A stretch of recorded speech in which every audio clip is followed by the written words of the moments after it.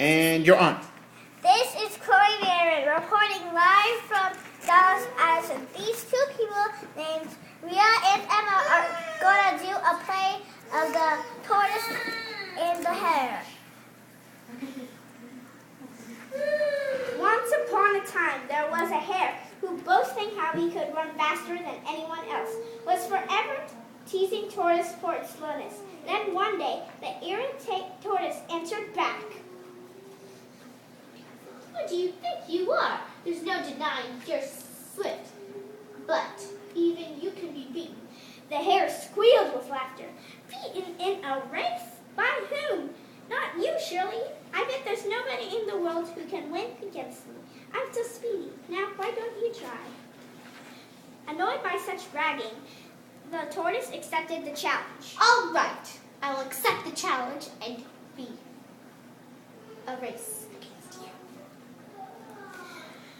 A course was planned, and then the next day at dawn, they stood at the starting line. Ready, set, go! The hare yawned sleepily as the meek tortoise trotted off slowly.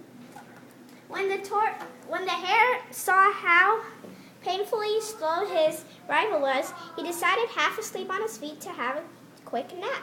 Take your time, he said. I'll have 40 winks and catch up with you in a minute. The hare woke from a start from a fitful sleep and gazed around, looking for Tortoise.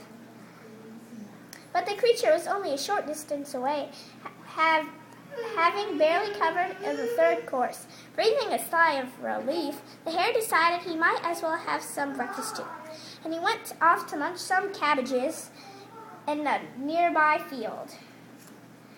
The heavy meal in the hot sun made his eyelids droop with careless glance at the tortoise. Now halfway along the course, he decided to have another snooze before flashing past the winning post. With a careless glance at Tortoise, now halfway along, I already read that.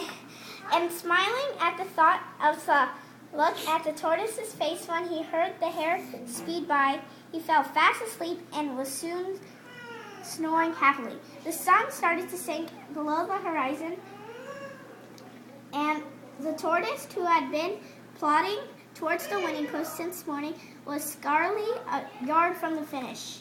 At that very point, the hare woke up with a jolt. He could see the tortoise was a speck in the distance and away, and he dashed. He leapt and bounced with a great rate, and his tongue lolling, gasping for breath. Just a little more, and he'd be first at finish.